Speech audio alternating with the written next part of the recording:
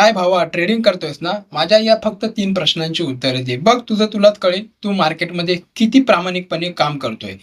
मागच्या 1 महिन्यापासून तू ट्रेडिंग करतोय. आत्ता जो तू ट्रेड घेतला होता, तोच सेम ट्रेड म्हणजे ज्या सेटअपवरती, ज्या इंडिकेटरला फॉलो करून, ज्या प्रकारे प्राईस ॲक्शनचं तू नॉलेज घेतले, त्या बेसवरती जो आजचा ट्रेड तू प्लॅन केला होता, सेम त्याच प्रकारचं ॲनालिसिस करून मागच्या 1 महिन्याआधी तू ट्रेड घेतलेला तुला आठवतोय का? जी आजच्या ट्रेडमध्ये तुझी क्वांटिटी होती, लॉट साईज होती, same quantity, same lot size तू मागच्या 1 महिन्यापासून फॉलो करत आलाय का? आजच्या ट्रेडमध्ये जो तुझा स्टॉप लॉस होता, जे काही तू रिस्क मॅनेजमेंट फॉलो केलं होतं, same risk management, same stop loss म्हणजे त्या पॉइंटचा किंवा त्या एक्झॅक्ट अमाउंटचा स्टॉप लॉस तुझा मागच्या 1 महिन्यामध्ये जो काही तू ट्रेड घेतलाय, तो होता का?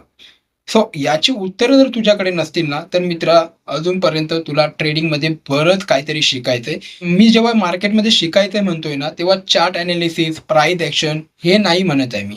याच्या पलीकडे सुद्धा मार्केटमध्ये शिकण्यासारख्या बऱ्याचशा गोष्टी त्या मित्रांनो, तुम्ही डिसिप्लिन फॉलो करूनच तुम्ही मार्केटमध्ये शिकू शकता. जोपर्यंत तुमच्यामध्ये डिसिप्लिन येत नाहीये, तोपर्यंत मित्रांनो मार्केटमध्ये सक्सेस हे फक्त तुमचं स्वप्न असणार आहे. व्हिडिओ मित्रांनो आवडला असेल तर मित्रांना शेअर करून मला नक्की फॉलो करा.